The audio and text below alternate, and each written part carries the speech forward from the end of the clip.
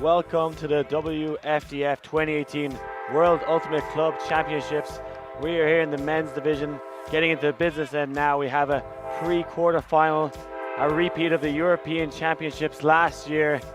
Bad Skid from Germany taking on Clapham out of Great Britain. Both teams having different roads to this pre-quarter final. Bad Skid, undefeated in the group stages, having a big tough game against Nomadic Tribe, winning 15-13, who just made it to the quarterfinals, beating Bologna. Only lost one game so far, Bad Skid, losing to number 1 seed Revolver 15-9. And then Clapham taking a little more of a scenic route to this pre-quarter. I'm Liam Grant, joined by Ian Toner. Ian, you got a chance to see some of Clapham's performances this week so far. Yeah, Clapham looked a little shaky to start in pool play, suffering that surprising loss to Bologna, a team they've been battling with quite a bit so far this year. Multiple matchups at Windmill going in either team's direction. But here at the championships, we also saw their round of 32 matchup against Ragnarok this morning, and the Danes jumped out to a quick 3-0 lead to get that game started. But after those 3 points, it was all Clapham. The boys from the United Kingdom went on a 7-0 run, an 8-1 run to close the first half, and really doused the fire of upset on Ragnarok's potential. Yeah, not going to lie, I watched some of that game as well. Not great performances from either team, a bit choppy. And we thought Ragnarok was really going to put it up to them, especially since they had two Clapham Nomads playing on their side that would have been biting at the bit to get a win there. But they made it through that pre-quarter after losing their top seed to Bologna, who were now out. So Clapham could do a sneaky one here and end up finishing higher than Bologna, which they often do, losing them in the early stages but finishing higher. Just how this Clapham team rolls. I think they'll feel very confident going into this game. They've beaten Bad Skid numerous times. Bad Skid very heavily rely on Holger Beutenmüller, who is, I think, in the top 3 for goals and assists in this tournament. Raf Jonkers from Frisbee's just about overtaking him now, but he's a talisman for this Bad Skid side. They look to him as a release valve every time this offense is under pressure. And you compare the composition of these two rosters. Obviously, Clapham, a lot of homegrown talent, but they've also taken on players who've been expats and become fixtures in the European and the UK scene in particular. You compare that against this Bad Skid squad, who really does not welcome any outsiders. It's just everyone from their hometown. Yeah, I think that has a lot to do with geography as well. You know, London, quite a international, multicultural city. A lot of people move there for work, especially Irish people. We have Conor Hogan now living there and playing with them. But Bad Skid hail from Masenbach in Germany. If you haven't heard of that, you're probably not alone. Not far from Stuttgart, and quite a small town for such a fantastic ultimate team to come out of. And these are just a group of friends. They're pretty much all the same age bracket, a few brothers here and there. And yeah, I guess they haven't really taken on many, because I don't think many people are moving to Masenbach anytime soon. And at the same time, you've still seen some of those other countries and teams willing to pick up expats just for the World Club Championships, but really inspiring to see this Bad Skid squad just stay true to their roots and compete with the team that brought them there. Yeah, we like to see that. Looking at the stats before this game, we see Clapham quite spread out across the roster. Lots of people getting goals and assists. No one really standing out, except maybe Justin, a few furlongs before other people, leading in combined total. But everyone pretty balanced in the roster. While we see Bad Skid now coming out in offense. Nico Mueller on the disc, leading in assists. Mueller spending a fair amount of time here in the United States, competing with the University of Massachusetts Zoo Disc on their run to the semifinals 2 years ago, and Boston Ironside. I see Rowledge there making an athletic bid, and Marcel Hartmann not too happy with the initial contact there, and maybe just wants to chat and say, look, if we're going to make bids like that, let's try and keep him clean. Rowledge doing his best around the corner, but couldn't get there, and maybe trips him up on the way down. Hartmann gets the up the line. Backhand shot is there, and didn't get much of a pivot. It's going to be competed, and good body position there to muscle out the Clapham defender. A few inches away from holding their first 0 point. Mueller now at the disc. Looks like a travel possibly called or a foul by Hillman, saying he was pushed off the mark. Yeah, some aggressive dump cutting there by Marvin Waldvogel. Really initiating with his forearms and pushing to get that separation. Not quite within the letter of the law. Yeah, a little bit of argy-bargy so far in this first point, but Bad Skid maintain possession. Again to Nico Mueller, who's ready to work hard for a few discs. Getting high in the stall count now, but gets the reset. Great switching there by the Clapham defenders, rolling off the most dangerous assignment, attacking that strike space. Yeah, defending as a team now. We see Marco Mueller get the little leading pass for the uprushing handler. Another call in the field.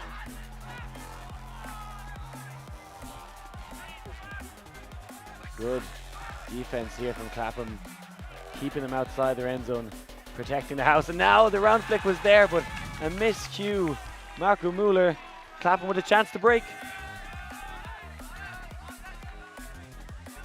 Well, these are the opportunities that Clapham valued in the first half against Ragnarok, as we see their D-line offense initiating with a easy horizontal stack slash cut. Rowledge now at the disc. A former Fire of London player now. Can they get this first break? Looks like it's going to be, and a great goal for Alex Cragg. Former Fire of London captain gets the break for Clapham. Well, Bad Skid hasn't had to play any opponent today, but you gotta wonder, with the tight lines and tight roster that their offensive unit runs, how much that mileage is starting to catch up with them, or how much they're really awake for the start of this game, because not a whole lot of defensive pressure from the Bad Skid O-line after that turnover.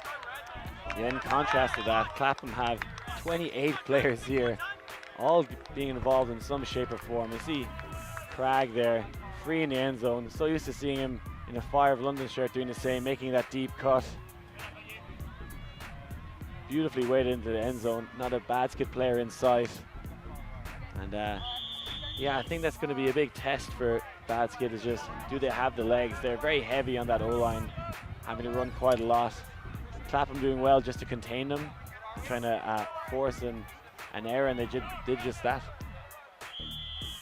So giving everyone a sense of what's at stake here, Clapham and Bad Skid, the winner of this matchup will face the winner of Double Wide and Comunidad El Oso from Colombia.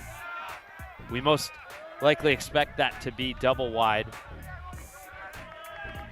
Yeah, not counting out the Colombians just yet. Also, that side of the draw, you have Ring of Fire, Colony, so a very tough task for anyone if they get through this game, but this is what happens when you get to quarters, semis of Worlds. Big fake on the hook, Waldvogel. Now Mueller on the under. Being marked by Ollie Gordon, gonna be a good matchup there. Just working the unders for now, Hartman. Mueller grinding so hard on the upline. He is so fast in those tight spaces. And they get another upline, being forced back end here, and that one a little too easy for a Bad Skid. No need to swing and you just jam it in. Oh, and a travel called. I was thinking it was a little too easy there, Ian. Well, I think the slash cut attacking that upline space was still valid, but the thrower's motion getting into that position before the throw. Little foul play. Yeah, it's a weird one. When you're throwing to an open receiver on the open side, you're wondering how much does it travel like that effective. It's not a hook. It's not like he's trying to use momentum to get more power on the disc. It seemed like a straightforward throw, but Sam Bowen on the force, thinking it did affect play, so we'll go back. Roller. Oh, and a miscue. Too many people in the lane, and they can't get it on the second time of asking. Well, credit to Philip Garner peeling off his assignment and crowding that front corner of the end zone.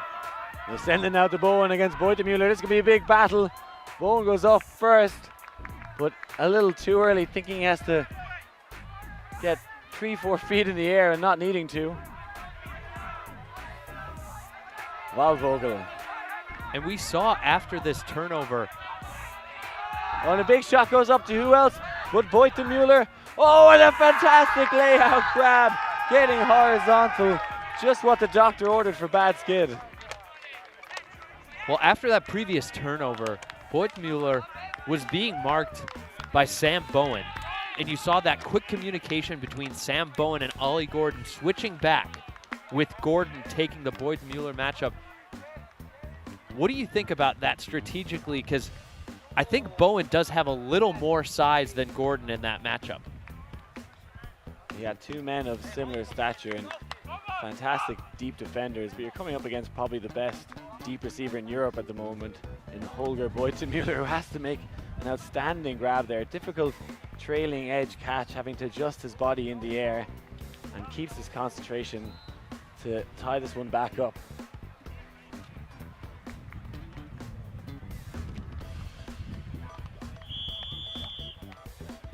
Now we'll see the Clapham O-line.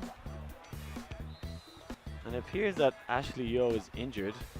I did see him hobble off in the Ring of Fire game earlier this week, hoping he might recover, but did look quite bad, so it does look like he's out for the rest of the week, which would be a big loss for this Clapham team.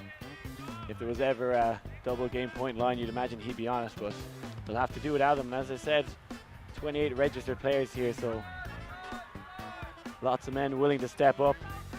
Dobbs here, they have a split stack with Magnus Wilson isolated. Goes to Justin Ford, but there's going to be a discussion with Christoph Koble, another man who's had experience playing in the US. I believe he played with Ironside a few years back.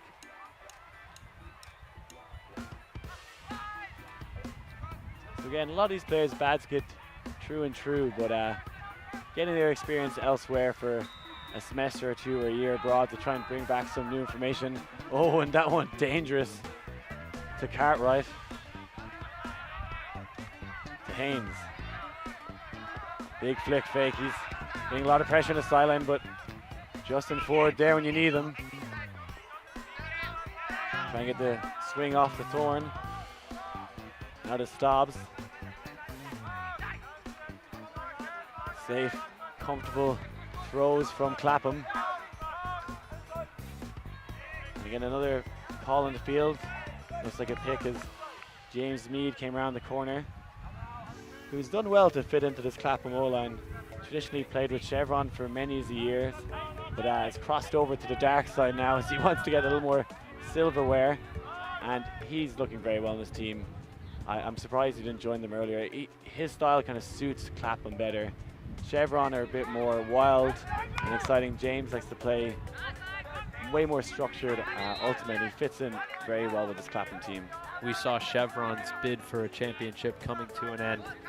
Just a round to go, they ran into the Canadian juggernaut GOAT, who finished them off to the tune of 15-6. Yeah, I think GOAT could be a sneaky outsider to win this tournament. A lot of people weren't talking about them beforehand, but then you see them play and you've heard of every single player in that roster, stars in their own right, so they'll be thinking they can take a few more scalps as this tournament goes on. Ford now getting high in the stall count. Thorne with a little outside in flick. Looking for it back again, but Owen Stobbs, sneaky Stobbs. The man that doesn't look that athletic, but always seems to get free. His timing is fantastic. Great instincts there. The stall count rising, the backhand reset options diminishing. And when you're a defender at the front of the stack, you can't go to sleep at that. And you see the defender just caught disc watching. And that's the danger of doing that, especially in the red zone. The best positioning has the butt to the sideline and your head kind of darting back and forth from the disc to your man, maybe a slight little hand on the hip just to feel him if he starts to take off. Yeah, caught having a little siesta there in the hot summer heat. Temperatures rising again in this midday game. Grass starting to dry out a little bit as well.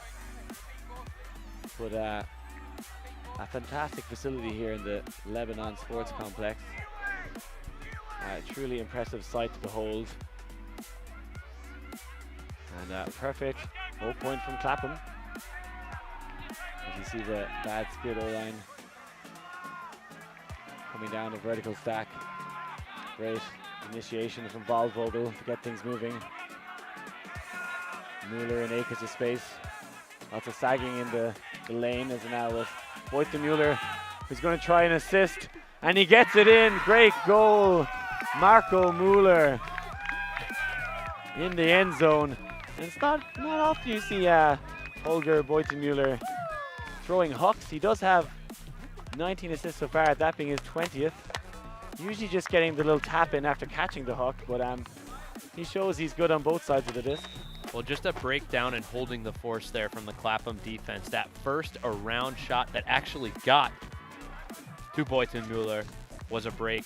And then Ollie Gordon unable to seal and protect that line. And for those downfield defenders, you know, I feel for James Freeman. He's as close as he can be, but the rest of the team not holding up their end of the bargain. Yeah, Freeman missing in action at the Windmill tournament early this year where they did get gold, but he wasn't there, so I didn't get to see him playing recently, but definitely a weapon on this Clapham D-line. We've seen Clapham go on a few runs this tournament. I think it's how much depth they have in that D-line. Essentially the same 8 or 9 on O-line, and then having 2 or 3 D-lines to choose from allows them to stay fresh. Dobbs unable to get the first pass off of that one, spins around his legs. Abrams now on the O-line. And his zone look from bad skid. Now it looks like they're transitioning, just shutting down that initial offensive play. Dobbs and Mead keep things rolling. Ford now involved, shoots down the sideline. Tim Sanders getting involved as well. Mead grinding it out. Haynes free on the break side. They hit him now. Standing very far off on the marks here, bad skid. Mead, athletic bid to keep things going. He is on fire in this point. As he gets the inside break, which sets up Ford to shoot to Abrams. Fantastic point. And that was a great point, Liam, talking about the bad skid marks. You'd expect them to be able to shut down some of those inside looks that are especially sharp, but early on, this Clapham offense looks unfazed. They lead bad skid 3-2.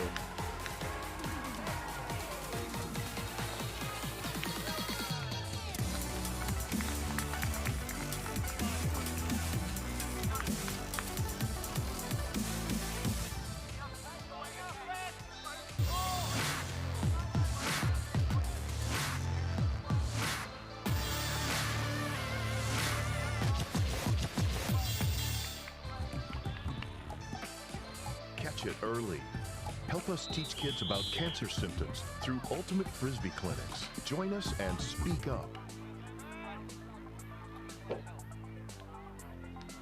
Welcome back to the World Ultimate Club Championships here in the men's division. Clapham take an early lead against Bad Skid, getting a break in their first point. Going on serve since then. Bad Skid now on offense. Keeping that same line the whole time. They trust these 7 men to go the whole way. Holger Boyton Mueller. We see a matchup change. Sam Bowen's taking the Boyton Mueller matchup this point. Yeah, it seems like they want to mix it up a bit. A difficult task for anyone, but Sam happy to try and rise to the challenge. Trapped in the sideline, eventually get it off to Nico Mueller. Looks like a pick downfield and will go back. Hartman on the far sideline.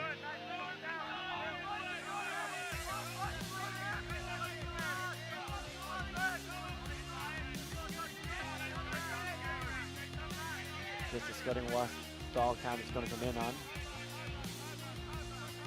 Hartman does get the high arcing flick, get it off the sideline. Mueller being forced backhand, which I'd expect him to unleash a hook at some stage. He does love those backhand hooks. Marco Mueller. Two Muellers on this O-line, but unrelated. Creighton Mueller battles upfield. Looks like they're happy to give him small gains. Oh, and Rowledge tries to come round, but Mueller rises fantastically, keeping that one alive. Comes around now, shoots to the break side, and a great goal. Rowledge frustrated as he tried to climb over Nico, but couldn't get there. Well, Mueller running him ragged in the red zone there, elevating to grab that disc and taking off immediately afterward, opening up that break side lane, and just not much the downfield defenders could do after that mark has been broken. Would have loved to see a switch or a roll from those Clapham defenders just to shut down that break side window for an extra second. Yeah, I think it was up to Rowledge there to maybe call for help. And made a great attack here, as you see him. One of the best berths in the UK, but can't get there as Mueller had probably a better position.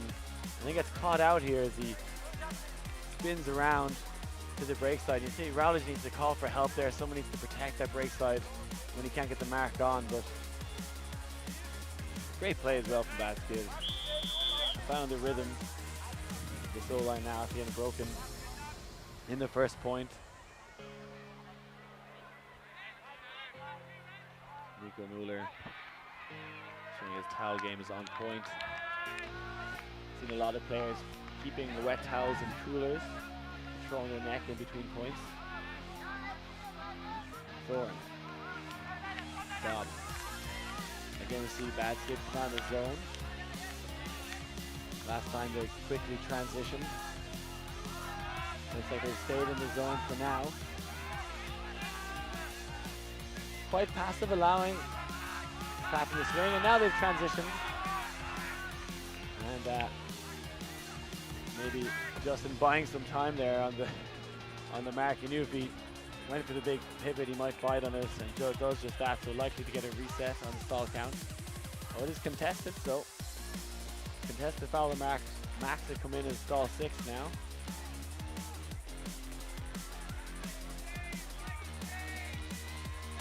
Looks like Abrams is free right in front of Ford. He's likely to take that pass just to reset the stall count. Abrams, quick give go. Ford in the power position, takes the big flick hook. Now hits Matt Parslow on the under. Wilson. Magnus Wilson, one of two Wilson brothers on this Clapham team. Another call, and looks like someone's down, hurt. Anton Scheidt. Looks like he might have pulled a hamstring there or something. Didn't see that when he went down, but could be any number of things in these conditions. A pull, a cramp.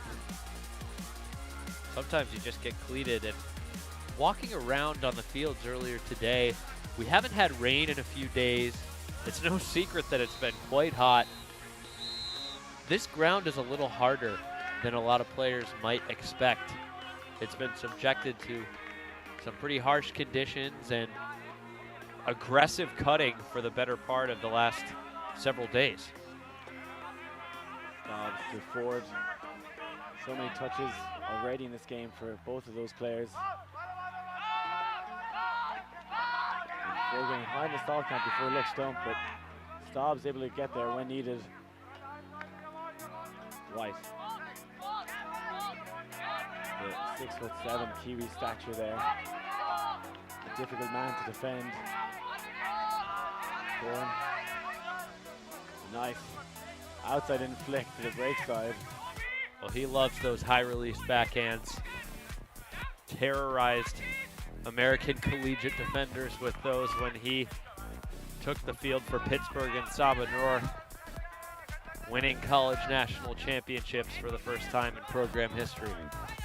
Yeah, definitely one of the best handlers in European Ultimate right now. And kind of a pure handler in many ways. I've seen him go deep, but likes to just control the game, as does this man Stobbs. Abrams is going to have to go up early for this, and a great defensive play.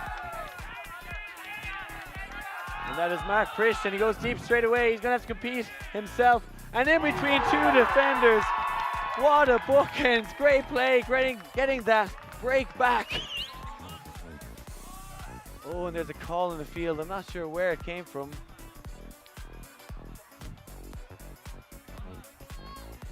As we get another look at the heroic effort from Mark Pritch. I'm not sure if Tom Abrams is the one calling the foul, and we do see a little push down on the shoulder there. See this initial D from Mark Pritch. No doubt that one was clean. Great effort. Once he took off to the end zone, the question is, how did he elevate between? You can see he might have been resting his arm on Abrams as he went up. Very difficult not to have contact when you have a man either side of you, when you're the slice of ham in that sandwich. And sometimes that's just instinct taking over, right? You know, you've got another body that close to you. Naturally, you're going to put a forearm up to keep your own personal space. And that's just how people jump, you know. You have arms, they got to go somewhere. That is Martin Conacher. We'll get to this back. Not afraid to throw it, and oh, a wayward push pass there. Gets it straight back to Clapham. You can't give these lads two chances. Pass low. To Stobbs. Gets a cut to the front corner, but not there, so immediately tries to swing it around. Ford with a great continuation to the break side. Classic end zone offense there.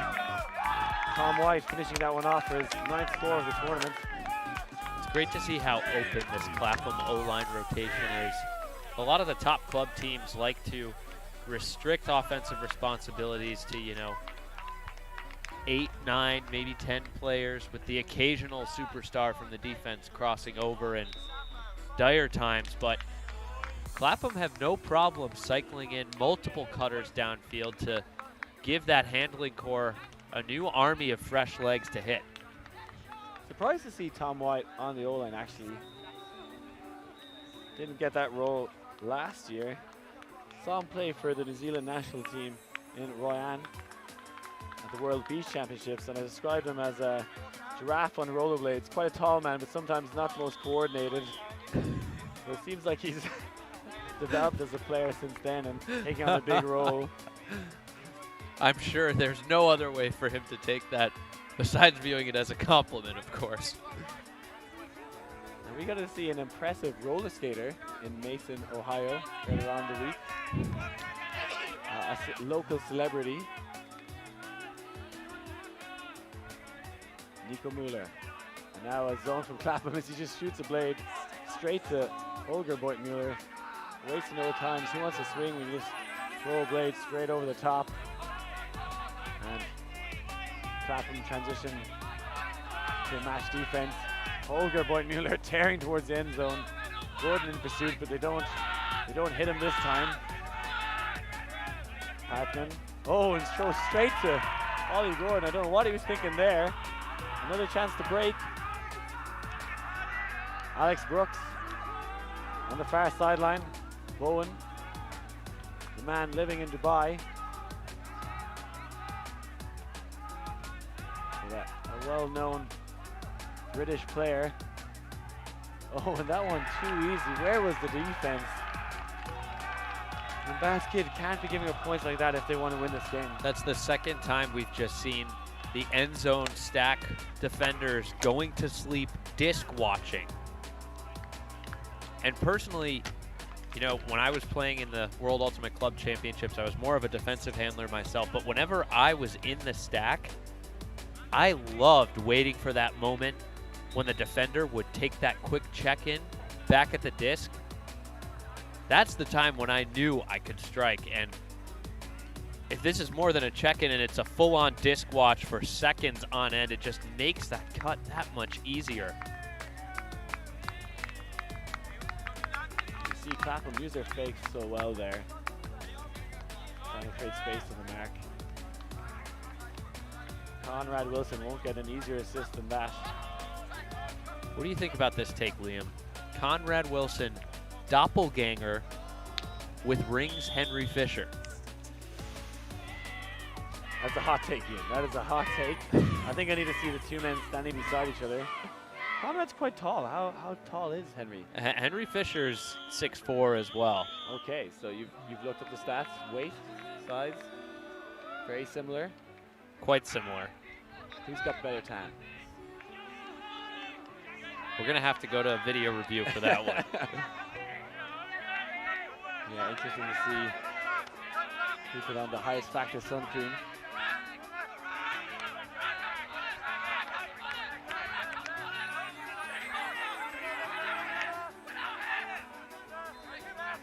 See his zone look again, trying to slow him down.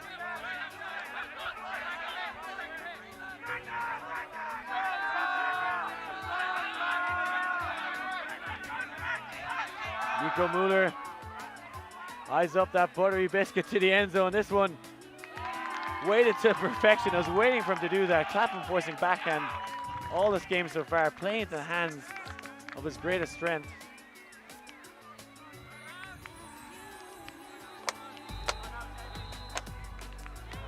Well, just excellent technique on the part of Mueller. Sizing up the downfield options. And what a joy it must be for him to have the Boynton Mueller siblings as targets. Yeah, he's got 3 to choose from there. This time he's shooting to youngest brother, Samuel Boynton Mueller, who has a rake of goals himself. That is his 10th of the tournament. Or should I say 8th of the tournament. Also has 3 assists to his name. I'm sure there's a little competition between the siblings on stats. And that's where the Bad Skid offense is at its most comfortable, right? They're well spaced.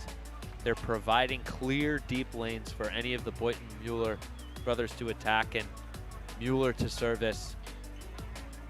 Clapham would do well to, continue coming down in some junks, frustrate those first few initiation deep looks, kind of get that Bad Skid offense out of rhythm. Yeah, definitely the Boynton Mueller dynasty, a familiar one to most in European Ultimate. Any other dynasties out there in the world of Ultimate? The Thorne brothers are relatively accomplished, having won championships at Pittsburgh, but again, that's the collegiate level. The Gibson brothers have both won club championships. Chris and Kurt. Kurt obviously racking up a lot more hardware. Yeah, I saw an article for, I think it was a show game the other day about the Neil dynasty out of New Zealand. Most familiar with Mara Neil, who plays in the UK. But plenty of family dynasties out there, and as I said in an earlier game, there's been a new addition to the Boynton Mueller family, Holger having his second child, so they're working on the next generation. Maybe someday we'll have a full 7 Boynton Muellers on the line. Well, another one just popped into my head here in the American scene. The Tennell siblings, Dylan Tennell winning club championships with Jane in 2009, earning a berth at WUCC 2010 in Prague, and Leela Tennell winning a club championship with Boston's Brood Squad. Yeah, definitely a family affair, the sport of Ultimate. James Mead now taking it at the brick mark, being forced forehand, but hits the inside break at one of his favorite throws. Magnus Wilson gives it back to Ford. We've seen Ford quite a lot in the hand position. Oh, and that was a reckless bid You can see Justin is not happy. He has a little smile now, and you can see what he was trying to do, but that pass just so zippy to forward. He was very late coming into that one. And it looks like he might have injured himself in the process. That is Tobias Hera. Those blind shots to that upline space are so difficult. And again, sometimes easy opportunities to peel off, and I just don't see any way Tobias Hera makes a play without initiating contact. Clearly a dangerous play on his part. The responsibility and onus are on Hera to pull up before initiating that contact. Looked like he tried to do that, but too little too late, and does crash into forward. And as you said, it's his onus, and Ford completely blindsided there. He knew he'd beaten his player. He was casually catching that and had not prepared to take the impact, but has come off better as he remains on the field, and Hera being subbed off. As you see, Nico Mueller getting a run on the D-line.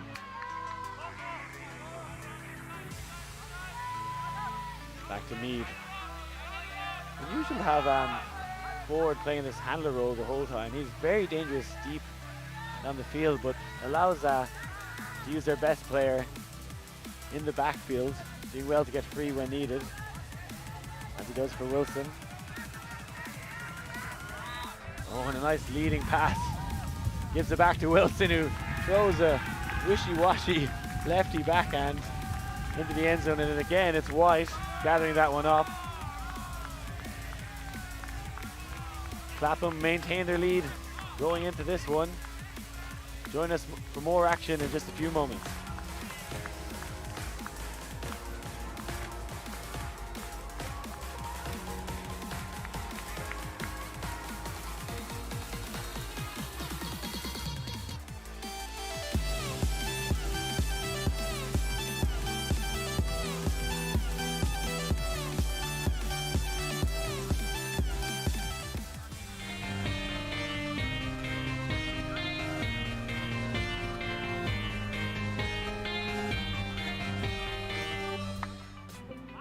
If you want to be a high performer, eat like one. Start with a balanced diet and drink plenty of water. Good nutrition is one of the best ways to boost your mental and your physical health.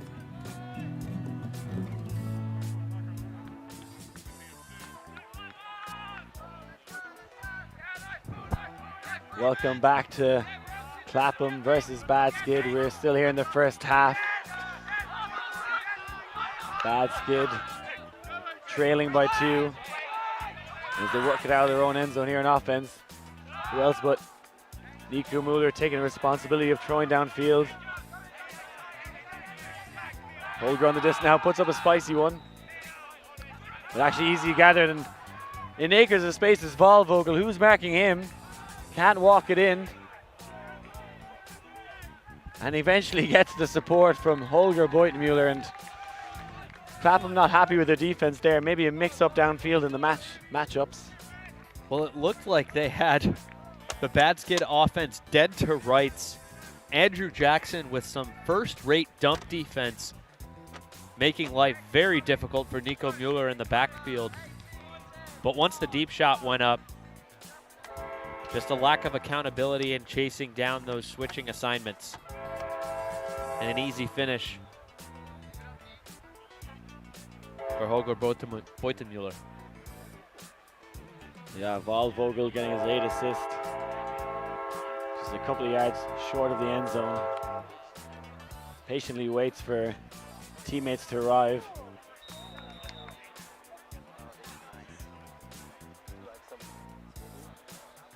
Now we have Martin Kronecker.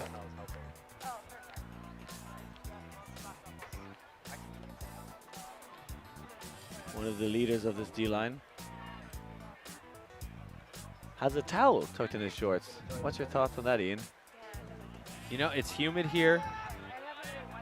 I think any advantage you need to make sure you've got 100% grip or a comfortable grip, I'll support it.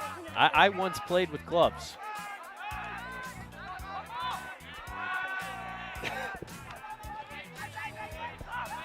Abrams to Stobbs. Cartwright. Ford now in the cutting lanes. Abrams and acres of space. Now switches the angle of attack. Oh, and a big backhand goes up.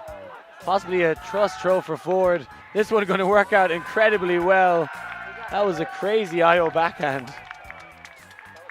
Yeah, really unsure as to where the mark was and why Matt Parslow had so much space to unleash that inside-out backhand. He had plenty of time to wind that one up. I thought him was going to drift out of bounds, but actually perfectly in the stride of Ford. And as I said, traditionally you see him in the cutting lanes, and he's so dangerous there. Almost undisputedly the #1 player in Europe for the past few years.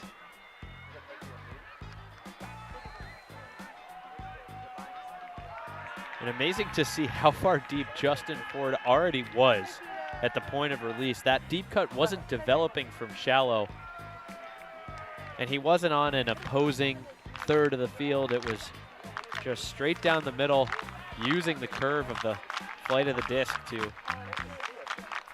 lay it into that back line. I think a lot of people would have thrown that outside in coming over the other shoulder to Justin Ford, but Parslow, known for his creativity, went for the IO instead. Angled perfectly into the cut of Ford. Timeout being called here.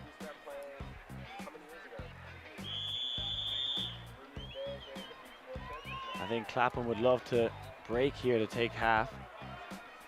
You'll be interested to see how much offensive firepower and star power crosses over onto this D-line. Wouldn't be surprised to see Justin Ford pulling some double duty here. Yeah, tactic employed by many Ultimate teams. The point before half, or at least the opportunity to get to half. Stack the line, hoping you get that so they get a break. And then maybe, if not, you call it the time before or after that point so you can give those players crossing over a rest. Looking at it now, though, looks like a pure D-line. And that's faith in Clapham's depth. 28 strong, willing to trust its D-line contributors to take this one home. Freeman with the pull. Was that too soon to make a "it's coming home" reference for these boys? What do you think? Yeah, possibly still a little sour from their World Cup loss, but they had an amazing performance. I was actually very much into that English team. Dare I say it as an Irish fan, but it was the first time that maybe they were an underdog at a World Cup, or there wasn't so much weight on their shoulders. A lot of young players, actually the youngest squad at the World Cup. But we'll focus on the World Ultimate Club Championships here,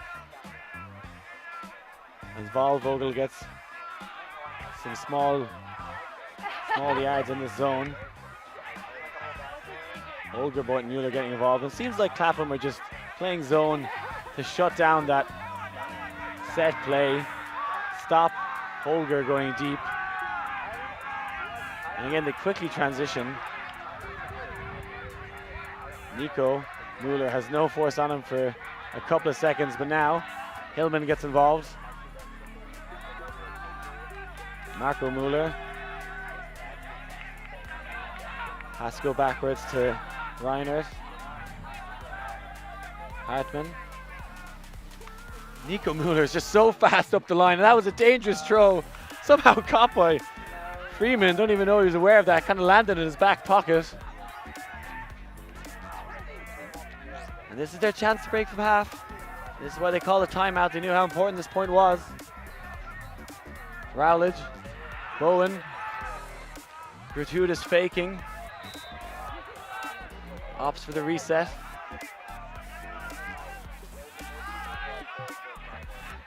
Gordon to Rowledge.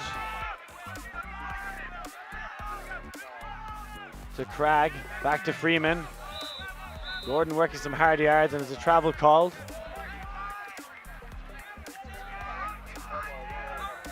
Game advisors Game advisors echoing the woofed up hand signals.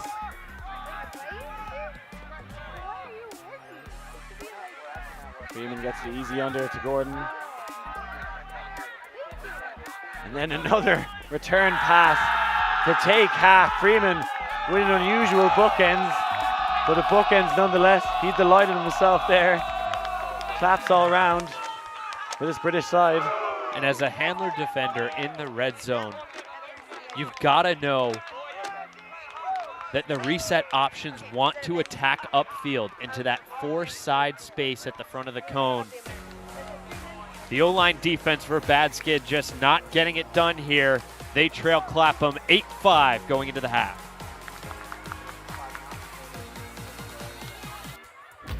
There is a place where we are us at our best. A place where everyone is welcome. Regardless of age, shape, skin color, or anything else that tries to box people in. A place where we defy the odds. And even defy gravity. A place that knows grit, knows grace, knows bright lights, and knows empty bleachers. A place where we remember to laugh. Where we learn to trust. And eventually, even learn to fly. A place where character, community, and competition are all as balanced as a disc in flight. That place isn't in a stadium or on a field. That place is in the spirit of our players. Because we don't just play ultimate, we live ultimate.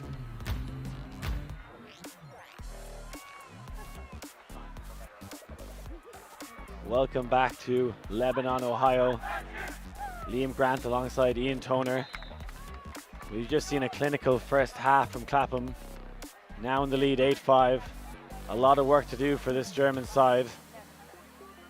A flawless O-line from Clapham and getting a few breaks to boot. What's really impressed you with this side so far, Ian? If anything, it's been their man-to-man defensive pressure combined with the strategic adjustments of throwing some of those junk looks out there to get the Bad Skid offense out of its comfort zone. After they've gotten the turnover, they've also been relatively efficient, going 3 for 8 on break opportunities. You compare that with Bad Skid's D-line offense, 0 for 5 in the first half. Yeah, they just can't get it back. And possibly just quite tired. They've had to play a lot of points. But we see what they can do in the second half. A lot to answer for as the battle of the European giants continues.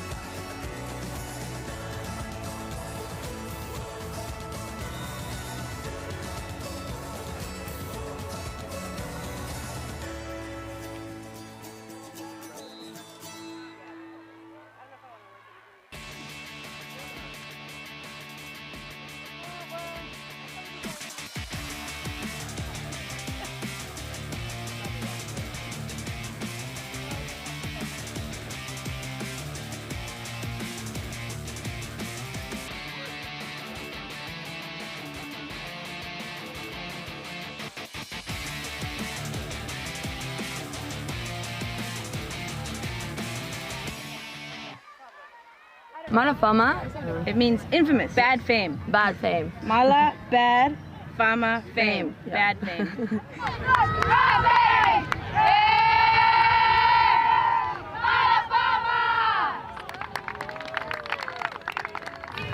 Well, my name is Daniela, and I'm from Malafama of Mexico City. My name is Dre, and I live in Texas, but I'm playing with Malafama. We're giving handcrafts from Mexico. We're giving a skull, a handmade skull, and little animals that are alebrijes. There are little things that help you cross over to death. Yeah, right? So that they don't linger in limbo. Exactly. Like the movie Coco? Yeah, exactly That's the that. one. It's a Mexican thing. And Candy. candies. Candy. Yeah. Spicy candy and sweet candy. That's what I'm more comfortable with, though when I played, like I didn't get to play on a women's team, but when I trained with them, I learned so much more in such a short period of time. Welcome back to Clapham versus Bad Skid. We are still in halftime here in the Lebanon Sports Complex in this pre-quarter in the men's division. Lots of other pre-quarters happening around the sports complex. Liam Grant with Ian Toner here. Ian, do you have any other results for us? Yeah, the scoreboards are still updating, but a huge surprise. Revolver, the heavy favorite, currently trailing Switzerland's Free Speed at the half, 8-7. Canada's General Strike leading Chalk, the French national champions who gave Colony the scare in pool play, 8-5. Double wide convincingly on top of Comunidad Al Oso, 10-3, no surprise there. And that's the rest of those matchups around the pre-quarterfinal action. Earlier in the previous round, a number of other pre-quarterfinals concluding and helping us lock into some of those quarterfinal matchups tomorrow. GOAT topping Chevron Action Flash, 15-6. Ring of Fire ending Euphoria's run by the same margin. And Colony beating their Kiwi rivals Wildcats 15-7. Yeah, I wouldn't be surprised if there's a crowd starting to gather at Field 16 where Free Speed have the lead on Revolver. Surprised to hear that in one sense, but also Free Speed have a very good O-line. And that's what they're known for in Europe, just a very, very solid O-line. So I imagine they're just trading, and you have the likes of Luca Miglietto, Rob Schumacher, Aaron Royce on that team. So a lot of top players from all over Europe playing with the team out of Basel. So I'd say they're just trading, and we'll see if Revolver can close that one out in the second half, but they are down by 1 point. Revolver not the only top American squad to face a surprising tough test. Molly Brown trailed Iris 10-7 in their pre-quarterfinal before pulling that one out. And often in the past, we've seen one U.S. team slip up in the pre-quarters. Everyone expects them, you know, to win out the tournament or finish in the top three. But we saw last year in Lecco, Ironside not make it to the top 8. Go back as far as Prague, we saw Double Wide not make it into the top 8. So it has happened before. I'm sure Revolver aren't counting their chickens before they're hatched, and Free Speed definitely a force to be reckoned with. Definitely the least likely, I think, of all US teams to not make the top 8 or make the quarters. So would be the biggest upset of the tournament so far if that scoreline stays the same. We'll keep you updated when we can. But we're about to get stuck into this second half. Clapham coming out on 0. Have converted all their 0 points so far this game, so looking to extend the lead to 4. If they can get this one in, Torn catches the pull, sends it to Stobbs. And both teams employing this tactic of setting a zone, you kind of look straight out the bat to kind of stop any plays and then quickly transitioning. Yeah, Bad Skid sagging some handlers into the lane to poach and clog up those first underneath cuts. And just kind of takes away deep games for offensive lines. You know, there's someone at the back the whole time, so you just got to play small ball first. And there's a lot of easy options, but you just can't hook it, essentially what they're stopping you do. I'll see the transition come now when they reach the halfway line. Meade had a great game so far. Beautiful leading inside flick from Torn.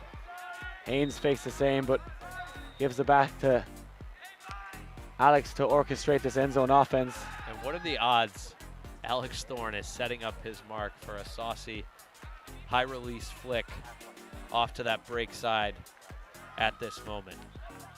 Safe to say he can break any mark willingly, so difficult to be in the force against him, and he does just that. A little inside flick into space, zips into the end zone, and you love to see Alex Thorne on the disc if you're a cutter, knowing you can just kind of jog to the break side and he's going to hit you. He's got so many release points, and his release is so quick. No matter how adaptive your mark is, for how aggressive you are.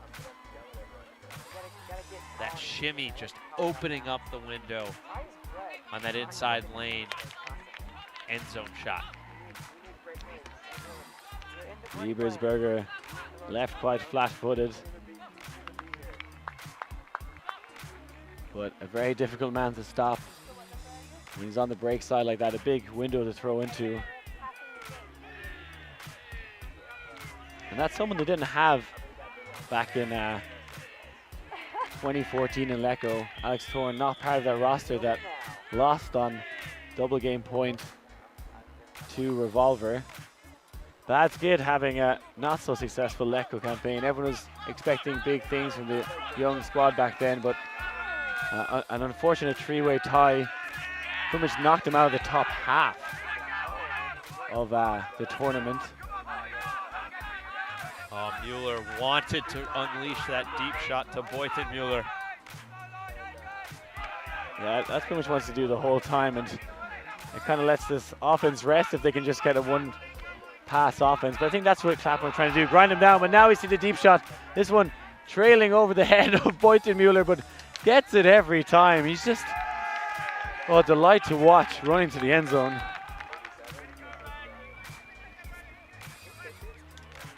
Not much Ollie Gordon can do there in pursuit. This throw coming up late in the deep cut, blading over to the break side, trailing away. And Boyton Mueller has to make a full extension clap catch bid. If I'm the Clapham D-line, I'm actually relatively happy with that point because you forced an imperfect throw and you forced their greatest deep threat to make a spectacular play to preserve the hold. Here's a little hot take for you, Ian, since we're on the topic of hot takes. You have the likes of Ollie Gordon, Sambo, and taking that matchup against Holger Boyton Mueller and really not shutting him down. And is that possibly a waste of their best two defenders? Are they better off putting the likes of Gordon and Bowen on someone else or trying to force a turnout of someone else and put a weak defender on Boyton Mueller? Not that they have, let's say, weak defenders, but yeah. if no one can shut him down, what's the point of putting your best person on him? Well, not a hot take, but maybe just tell Gordon or Bowen to start backing him. And don't even give him the option to go deep because, as we've talked about, as skilled as Holger Boyton Mueller is, we know that his strengths are far greater as a receiver than as a thrower. You turn him into a thrower, he becomes much less of a threat for this offense. Yeah, I think maybe forcing under isn't part of Bowen and Gordon's vocabulary. Two lads who like to bait the hawk. And we see Ford call a timeout. Looks like very high in the stall count on the sideline. An unusual thing to do, but hey, if you don't use them, you lose them. And last thing you want to do is give Bad Skid a short field. yeah, something I'd be scared to do. I don't know what the stall count was there, but probably over 6 or 7. The only other person I know to do this regularly is Greg Cohen. I'm sure is in that Revolver side, trading with free speed so far.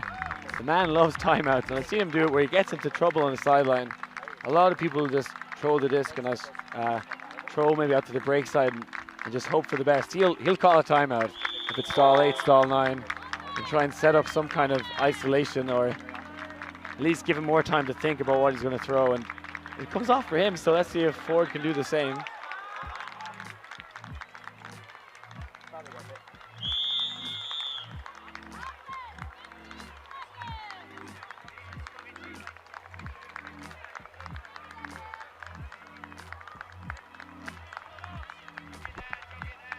Let's see what way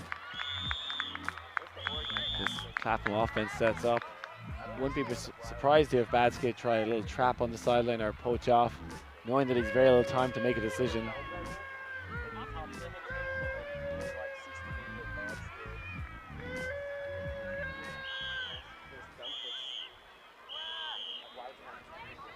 Let's see what Ford has mustered up for us in that timeout.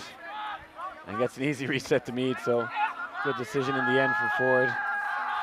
In his own end zone now to Mead. Behind the stalk out, he's just going to have to lash it. And 4 turns it goes, but not a great throw from James Mead. And I think if that had ended up in bounds, Ford was there, but just not the right edge on that disc. Well, first break opportunity of this half for Bad Skid, and they haven't been able to punch one in quite yet this game. And Nico Mueller on the line again. How does that man have anything left in the tank? He's been running relentlessly on the O-line and now on the D-line, trying to get Bad Skid back in this game. Kobler. Mueller. Looking for Kobler, I'd say. And again, he's gone up line. There's blistering space up the line always. There's a yard or 2 to go, quite clogged now. Fakes the hammer, goes the around. Good continuation. Waldvogel on this D-line as well. They're trying to jump it in, and a quick cut to the open side. And that is a break for Christoph Kobler. Closing the gap now, Bad Skid.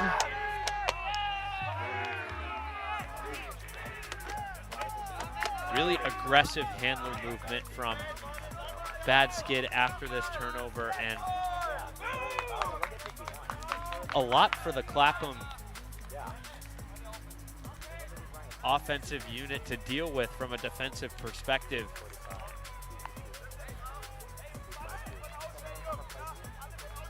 And you wonder how many points is that Nico Mueller going to be able to play in this game, because I think the big difference there for the D-line offense was they have Christoph Kobler on the line, but also they had Nico Mueller this time to kind of steady the handler movement and keep them going up line. So that worked this time, but you can't have him out every single point, or at least I don't think you can. And to me, that means that this Bad Skid squad has a ceiling. And that ceiling is definitely short of semifinals, because those squads that make it that deep in the tournament have depth. They're able to rely on all 27 to carry them through the earlier rounds, keep those top legs fresh once they reach the tougher matchups. The weirder thing is, look at this outline. Looks like some B guys on it. You see the Clapham O-line again. Changing 1 or 2 personnel. Andrew Jackson from Australia now on the line. Parslow with the big fake. You're going to bite on it as well after that puck in the first half. And a discussion with, now we see Holger Beutmuller on the D-line, so a few people crossing over. And it looks like he's calling a travel on Parslow. It looks like he's retracted. I don't think it really affected the play that much, so it will stay with Alex Thorne. Has no first stall for the... Oh, and he shoots straight away to Tom White. The big Kiwi man doesn't leave his feet. That one a little too much on it. We haven't talked a whole lot about the wind so far this game. It feels like a bit of a crosswind, as it has felt for much of the week here on these showcase fields. Other fields oriented in a different manner so that players are dealing with more straight-on upwind, downwind conditions. Now an opportunity to get 2 breaks in a row. Looked down and out for quite some time. Bad Skid would have come out firing. We see Holger Beutmuller. That is a monstrous flick, and looks like it's going to be caught well by his younger brother Samuel, who's on the line. Fakes the pop pass in. Could have been there, but gets it on the second attempt. And who else but Christoph Kobler? 2 in a row. Momentum swinging towards Bad Skid. I'm not sure what happened to this Clapham offense at halftime. The same execution, rhythm, and connection is just not quite there here in the second half. Some unforced errors, giving the Bad Skid D-line offense opportunities that they weren't getting in the first half. A flash of inspiration there from Holger Beutmuller.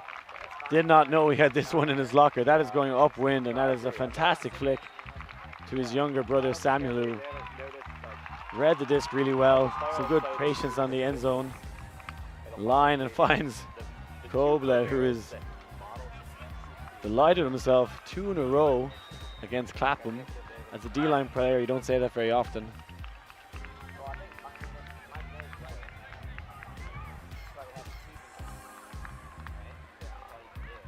And now back to within 1.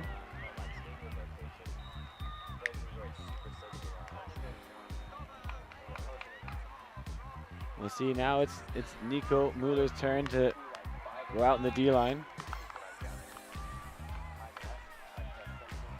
So maybe this is something they're deciding to do from halftime, rotate Nico and Holger on the D-line. Kobla out there again, looking for the hat trick.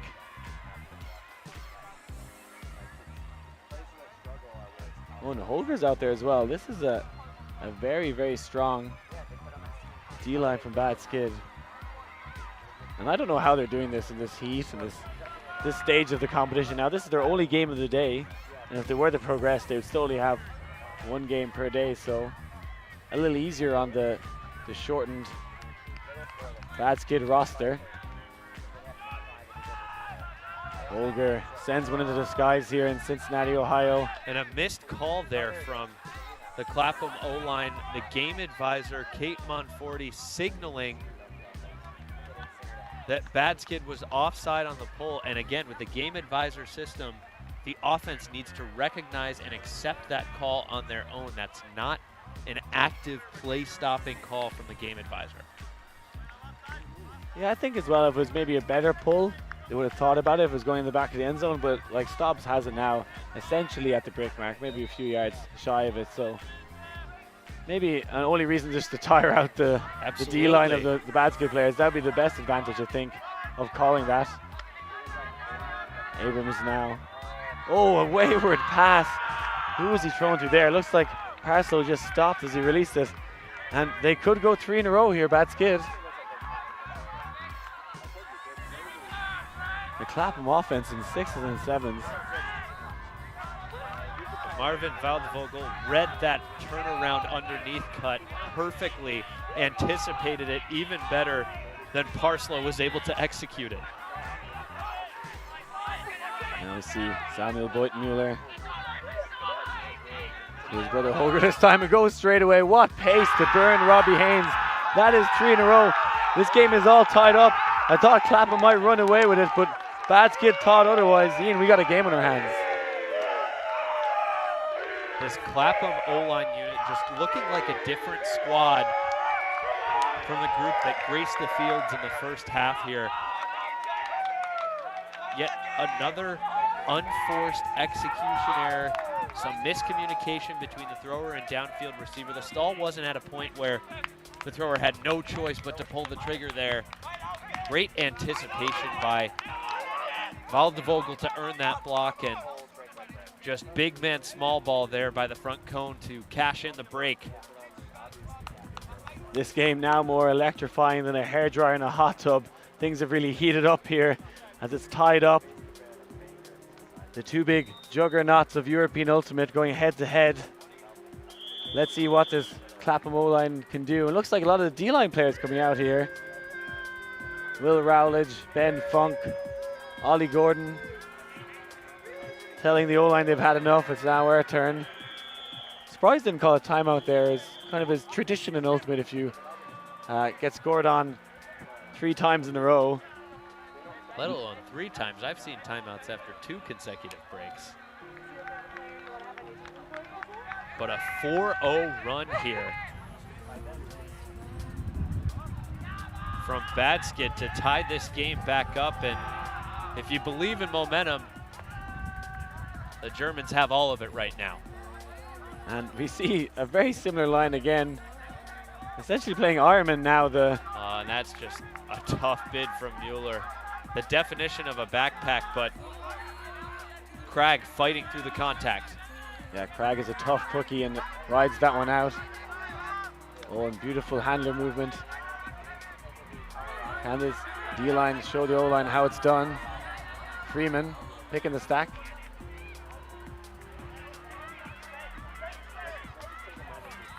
Sam Bowen having a little giggle saying it wasn't a pick. I think the main thing to take home is that it didn't really affect the play. They hit the swing.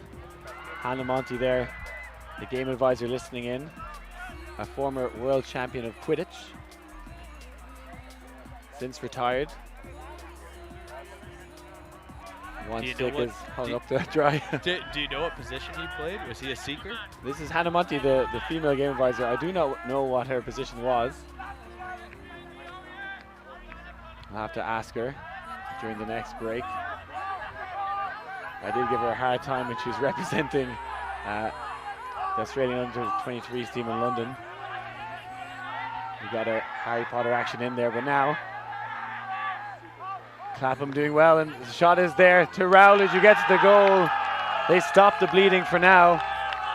Well, that's not how the coaches drew that one up.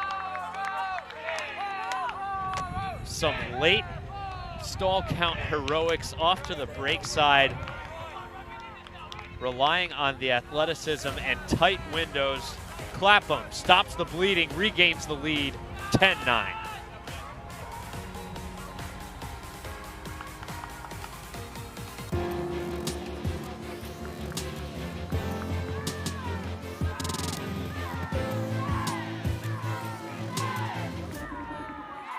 Do you want to avoid overuse injuries?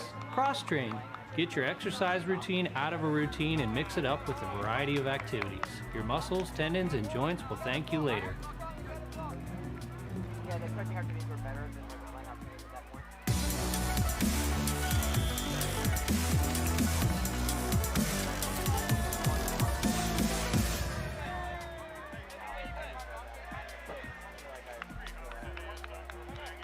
Welcome back to the Giants of Great Britain taking on the Giants of Germany, which I guess in many ways would make them the same size, as they're almost tied up here.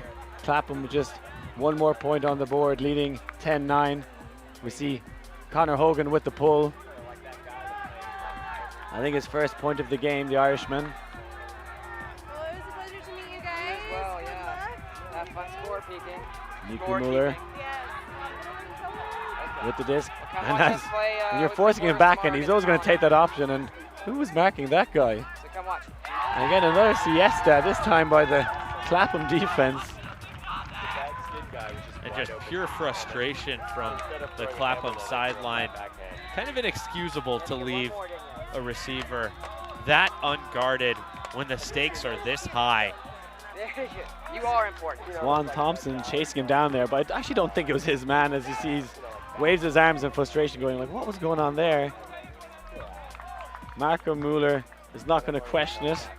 He's happy to get an easy goal. And that's not what this Clapham D-line wants to be doing. We can see that they're stacking the lines the whole time, Bad Skid. So you want to run them into the ground. You want to make them work for every single point. And not present them with a gift like that. Tied up at 10s.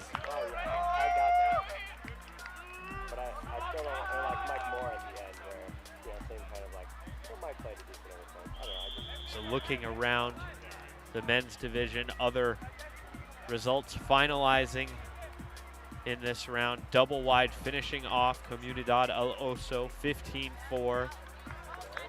General Strike leading Chalk 10-8. Revolver still in a nail biter with free speed, though they've gained the lead 12-11 deep in the second half there. Yeah, only guaranteed one European team in their quarterfinals, and that'll be the winner of this game. Shaq and Free Speed definitely in with a shout in close games. Stobbs to Wilson. Getting high in the stall count now, and he's quite isolated. Mead comes back to help out. Had a very good game so far, particularly hitting those inside breaks. Oh, and what happened there? Cartwright misses Ford, who is wide open. And they are not firing on all cylinders right now.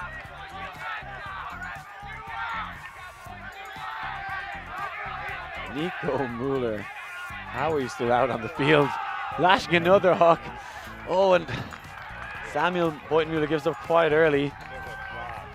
Probably too far and wants to rest his legs. Clapham waste no time, picking it up. I really don't like that Clapham 23. Ford on the far sideline, matching up against Holger. Beutenmuller sends a backhand of his own. Samuel in pursuit. Haynes reads it to perfection, goes up with one hand, and a great goal. Batchgate had their chance to take the lead. Well, an unfortunate missed opportunity for Mueller. That huck off the mark, and after the turnover, Mueller was having some on-field discussions with his teammate, talking about if he was going to switch onto Robbie Haynes, helping Samuel Beutenmuller in the deep space, and they ultimately ended up not switching, and I can't help but wonder if that cost them after that turnover.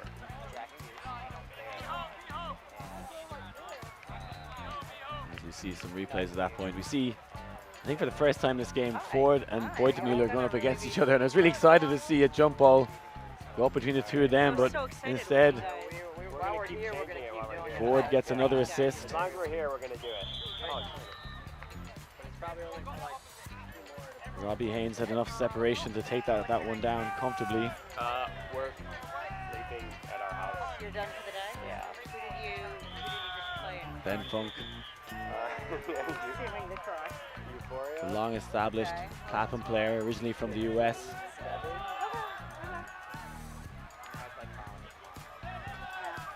Again, not coming down with his own, just going a hard, honest defense here, Clapham. They seem to have scrapped it.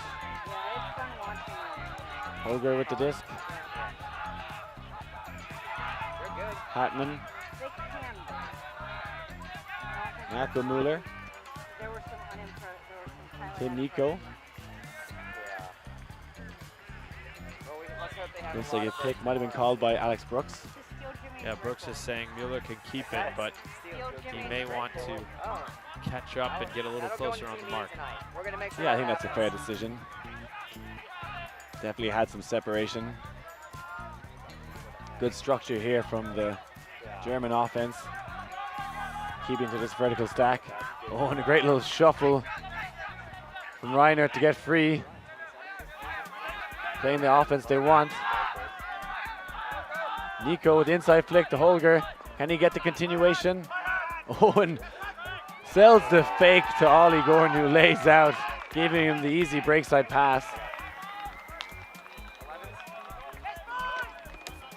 And once again, great red zone patience from the Germans. We haven't seen them pull the trigger too quickly, preemptively in the red zone. The only issues they've had have been a little further out from the end zone from an offensive perspective, but great recognition by Beutenmuller, moving the mark with that convincing fake, waiting for that window to open up.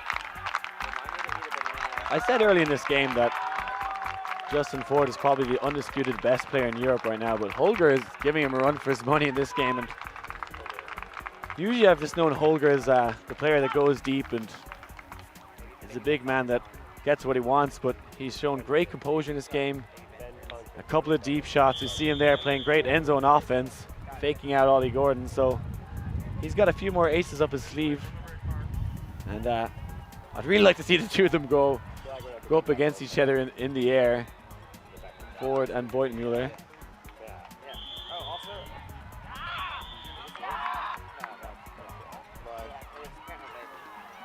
As you see Ashley Yo there limping off on the sideline.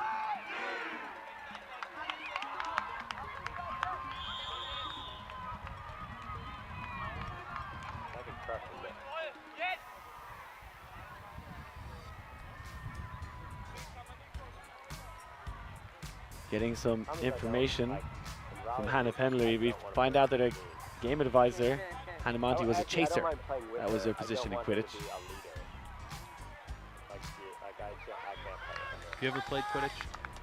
I once was the snitch. So we used to train on the same field in college, the ultimate team and the Quidditch team, which kind of annoyed me at times. But they asked me once to put on a little yellow costume and run around, and I was like, I can do that. That sounds like fun. And that was difficult to catch, but yes, I was the snitch. I don't know if that counts as playing, being an object in the game. We'll focus on the game of ultimate now as Tom Abrams. Stop the beat, and we're good. It just seems like I do more things than cut beat and like move it. I'm very just nonchalant and people about what I said. Bit of discussion in the stack. And then if you get the under, Abrams you hold flick and try and throw a really low inside. was one of the World Games players for Great Britain way back when he was in Cali in Colombia. Unfortunately didn't make it to the last World Games events. Wilson on the far sideline, another call. Discussion now with Haynes and Vogel. Hopefully things won't get too chippy. It's been fairly spirited so far this game, but as it's tied up in 11, everything on the line. This is an elimination game. Who will make the top 8? The other will have to live on in the 9 to 16 bracket. Ford. As Wilson up the line, but instead shoots it to Meade, and a glitch in the matrix. Justin Ford hits the grass, and they're gone straight away. Kobla wants his 3rd goal of the game. Thorn in pursuit, and Kobla, oh! Like a thief in the night. Where did Thorn come out of there? Might have been a strip. Initially I thought Kobla had it. And Thorn's adamant that he came down with it. Let's see if we can get another look at that. Thorn coming from the backside. Another short guy. I like the short guy battles.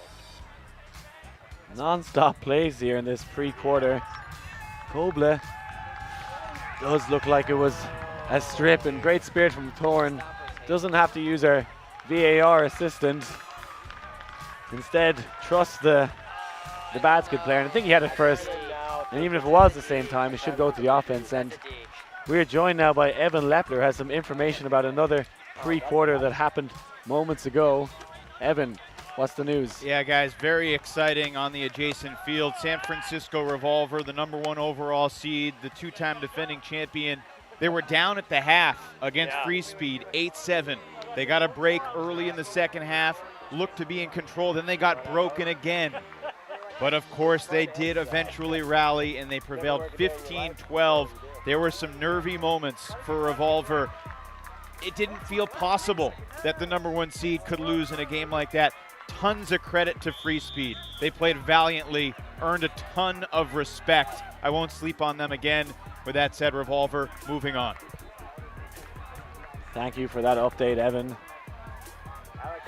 This pre-quarter very much still happening as Badska take the lead for the first time. Well, it seems customary for Revolver to have one solid scare on its path to the finals, thinking back to LECO 2014, as we've mentioned earlier, this Clapham team pushing them to the brink, double game point in the LECO quarterfinals. Make or break moment now for Clapham as they trail for the first time this game. Rowledge getting a lot of contact there from Samuel Boytenmuller, and he's not too happy with that. Yeah, and I think he's got cause to be quite upset about it. I think sometimes, though, you just got to ride that hit, because there's probably an advantage to the defense to let them set up after that. By the same token, player safety is an issue, and if he can't trust his defender to play responsibly, and he's got to be thinking about his legs being taken out every time he's making an in-cut, that's a distracting thought in the back of your mind. Let's hope it's just clean bids from now on. And I'm so surprised that Clapham have sent out their D-line here for an offensive point, as they're trailing in this game that could end their tournament hopes. But no slouches, this D-line. They came out before on an 0 point and scored it without turning, so maybe I shouldn't doubt them, but unusual to do it in this stage of the tournament.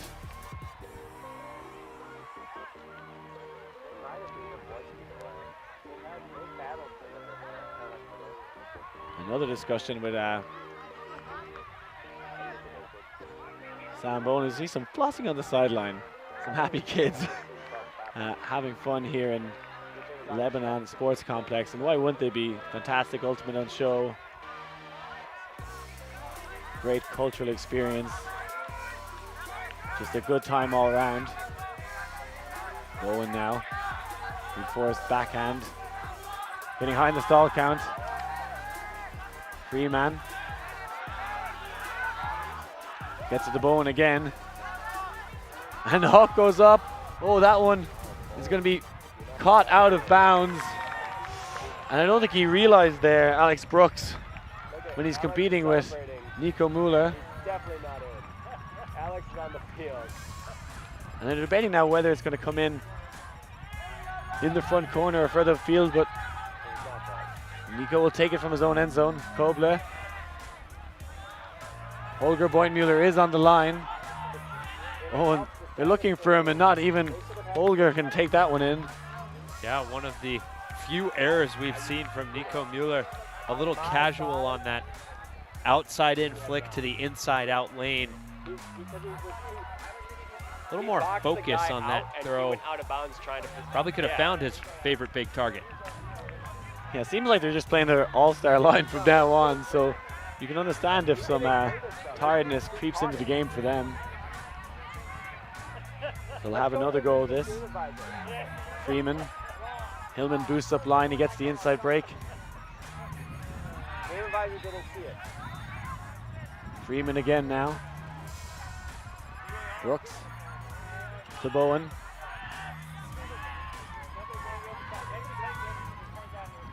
Getting high in the stall count, and looks like he's gonna call on the force a foul uncontested by Mark Bridge.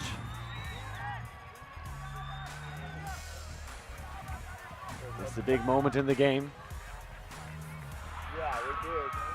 Bowen will have a fresh stall count as he looks for Brooks, who's being shut down by Nico Mueller, but Hillman bails him out.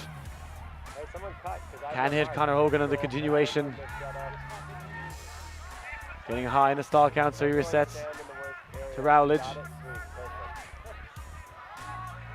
Good matchup between him and Samuel Bowen. This one a loose pass. Another chance for Bad Skid to break.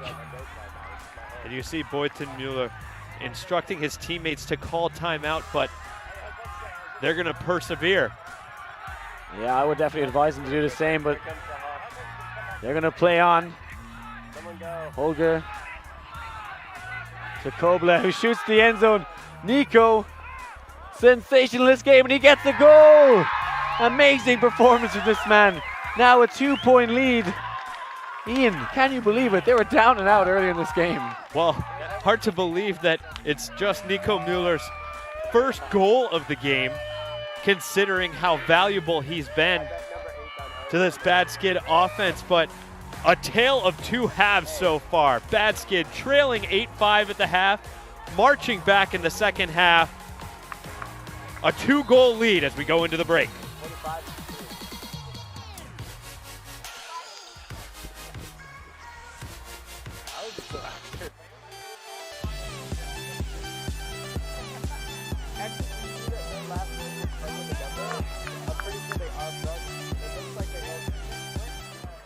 Heat illness strikes kids and adults alike during summer workouts. Watch for muscle cramps, fever, nausea, headache, weakness, or feeling faint. Act fast to get cool and get fluids.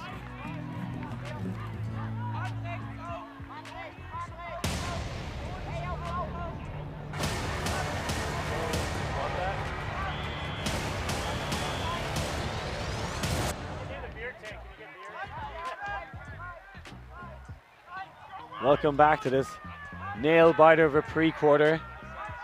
Liam Grant alongside Ian Toner as Clapham find themselves 2 points down after leading for so long in this game, and it dropped by Justin Ford. What has happened? Bad Skid waste no time. Martin Kronecker to Scheidt. Going backwards now. A lot of stagnance downfield from the Bad Skid stack. The handlers just content to lose yardage on resets. Kronecker very far away from a stack here. They actually went back about 15, 20 yards just keeping possession. So they'll take a moment or two to set up themselves in a little better position. And none of the big studs out here on the pitch for Bad Skid here. Mueller on the sidelines. Boyton Mueller taking a point off his brother as well. It's going to be on Kronecker to anchor this point and guide the D-line offense for Bad Skid.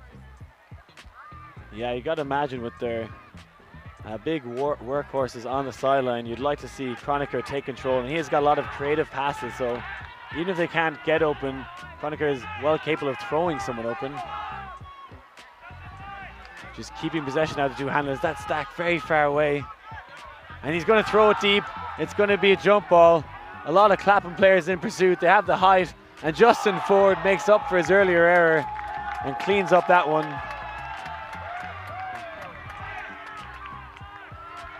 Mead now. A supposed travel being called, which seems unusual, really.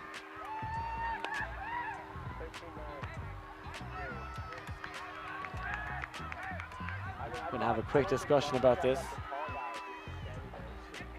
I think he's trying to catch him off guard there as he picked up the disc in the end zone, not walking it to the front, but maybe suggesting that he didn't pick it up in the right place or maybe moved slightly. Not sure if it affected the play. Anton Scheidt discussing it with him.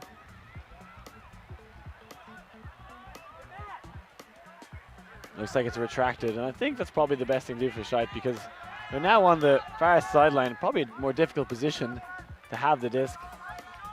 Yeah, we talked about the wind earlier on. It hasn't been as big of a factor as it was in early rounds, but that crosswind is pinning throwers on that downwind sideline. Mead now hitting inside break to Tom White, who launches one deep. Haynes had separation. This one could be on the money, and a great goal for Clapham. Bring it back to within one, and they're pumped up right now. Haynes getting excited.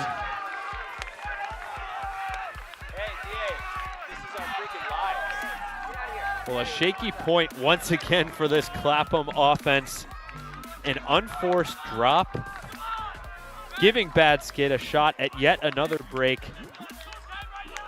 And a lot of uncertainty and navigation through tight spaces in the shadow of their own end zone before that deep shot went off to Robbie Haynes. Not the most confidence-inspiring hold for the Clapham O unit.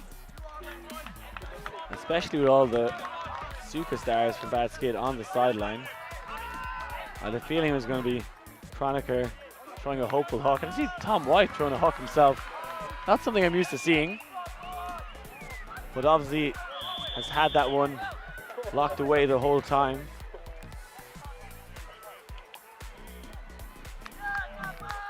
And pressure mounting on the showcase field. The stands are filling up.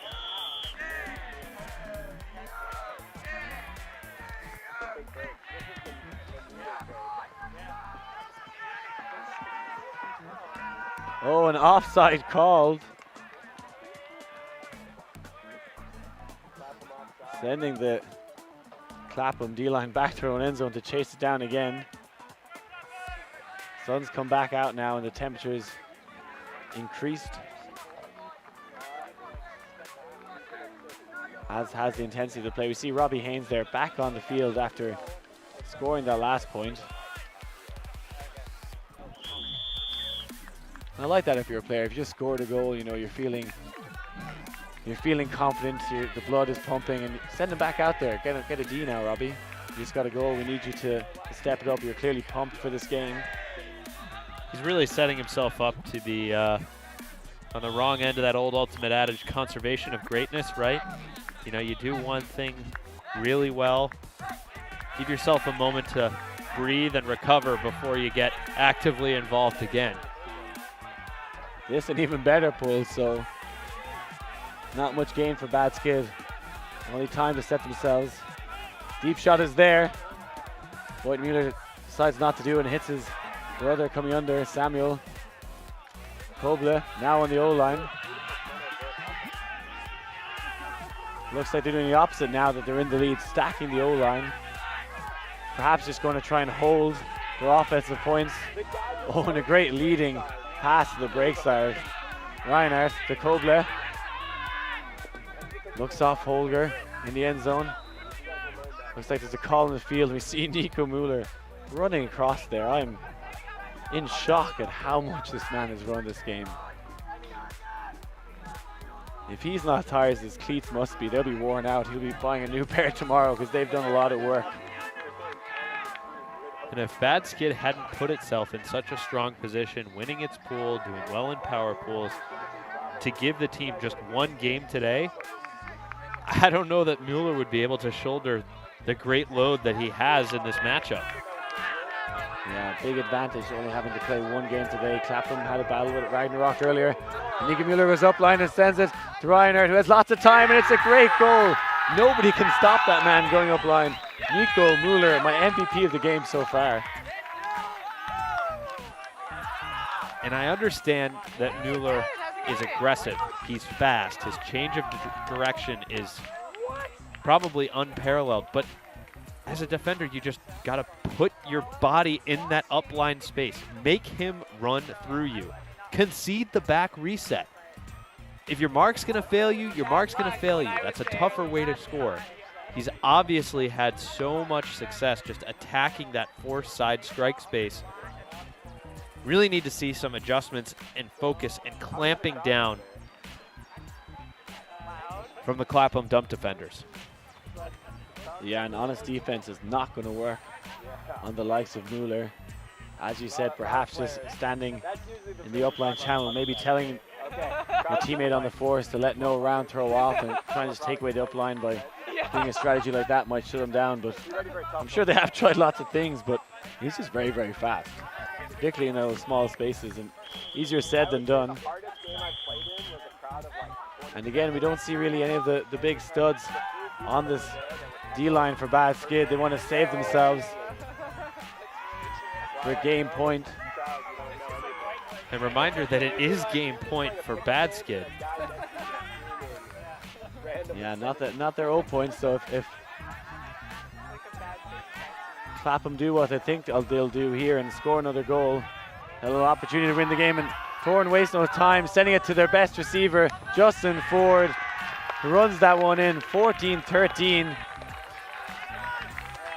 Bad Skid now to possession to win the game. Well, I think you've got to put your most agile defender on Nico Mueller. You've got to stick with Bowen or Gordon on Borton Mueller and force Borton Mueller under. Make him become the thrower. Push Nico Mueller out of the handler set. Don't let him attack that strike space. That's the best recipe that I can draw up for these defensive game point situations for Clapham.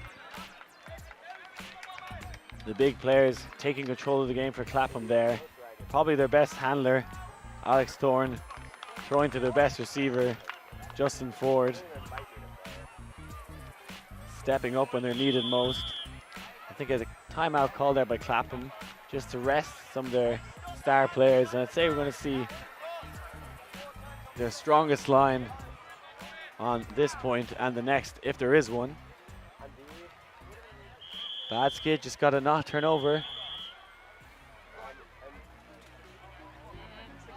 It all comes down to this. A chance to take a coveted position in the top 8. Possibly the only European team to make it there. Who will it be? Bad Skid from Germany. Or Clapham from London. That pull just out of bounds, so Mueller will take it from the brick mark. Looks like just an honest person defense from Clapham.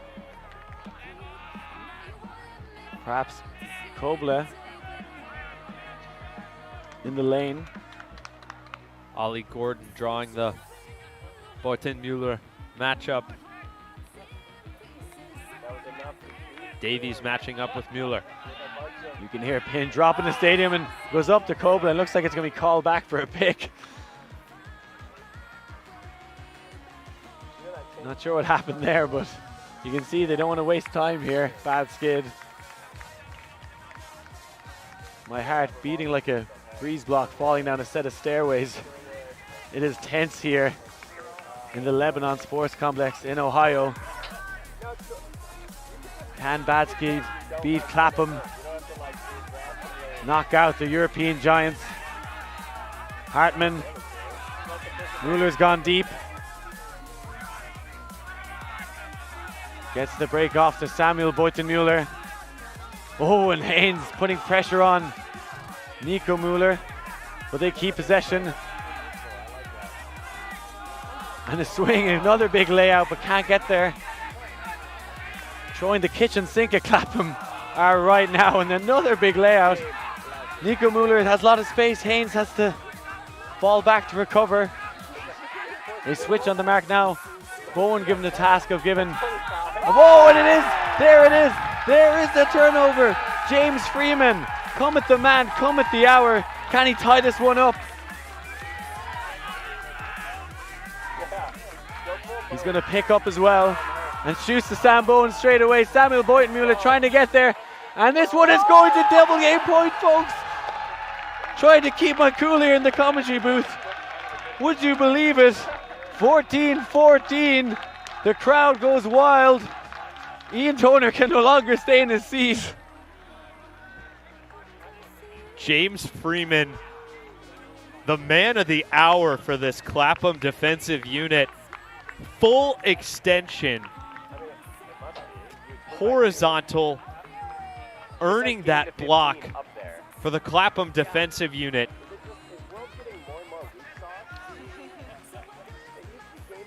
As Bad Skid's offense had become so comfortable with those soft, easy resets, a simple offhand, backhand, but Freeman close enough to pull the trigger. And he wastes absolutely no time shooting deep, essentially earning the thrower's bookends. Yeah, fearless from James Freeman. I mean, a lot of people back down at these positions when there's a lot of pressure on, but he relishes the moment, takes it to double game point. Yell over there. Go to the game advisor. There's still time. This game livelier than a cheerleader on a trampoline. The stands are full up now. This possibly one of the most exciting games of the tournament. Likely to be talked about for years on end. Who's going to step up? Who's going to be the hero? Great pull from Clapham. It's Nico Mueller to Waldvogel. Tom Abrams poaching in the lane. Now to Samuel Boyton-Mueller. Oh, and throws one over the top of Abrams to Nico Mueller.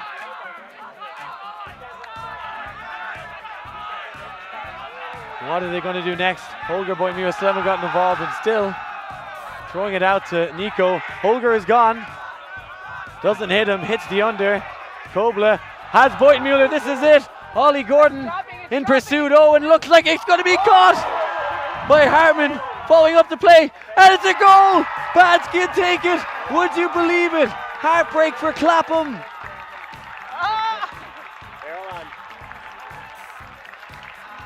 And just when we thought we were going to have the clash of the titans between Gordon and Boyton-Mueller, the contact and bodying out, disc sails over their head. Phenomenal awareness and effort by Bueller to clean up the trash and toss the game-winning assist. Oh, I think I'm going to have a heart attack here, Ian. That game took everything out of me. Unlikely hero, Reiner with the goal, and also I think that was Florian Bueller backing up the play. That's what I thought they were going to do, throw a hopeful hook to Holger, but he's not the hero of the story. It is Reiner with the goal. Clapham should have their heads held high. What a game for players and spectators alike. Bad Skid advance to the quarterfinals where they'll play double wide. And I think a really athletic matchup. Both of those offenses like to isolate their athletes deep. Neither of them too fond of the small ball approach. Can't wait to see a Boynton Mueller-Kurt Gibson matchup tomorrow. Yeah, that one's going to be exciting. As we look over some of the highlights of the game, non-stop action. Looked like Clapham were in the driver's seat for some time. This game had everything. Boynton Mueller putting the team on his back with his offensive receiving performance. Clapham in control for the first half of this game.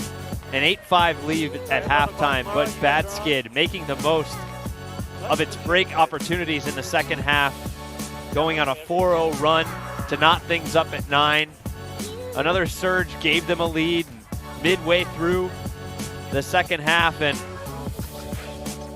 ultimately pulling off the surprise upset and knocking off the UK heavyweights. More great Ultimate to come later today. Thank you very much for watching. I've been Liam Grant alongside Ian Toner. Congratulations to Bad Skid taking the win.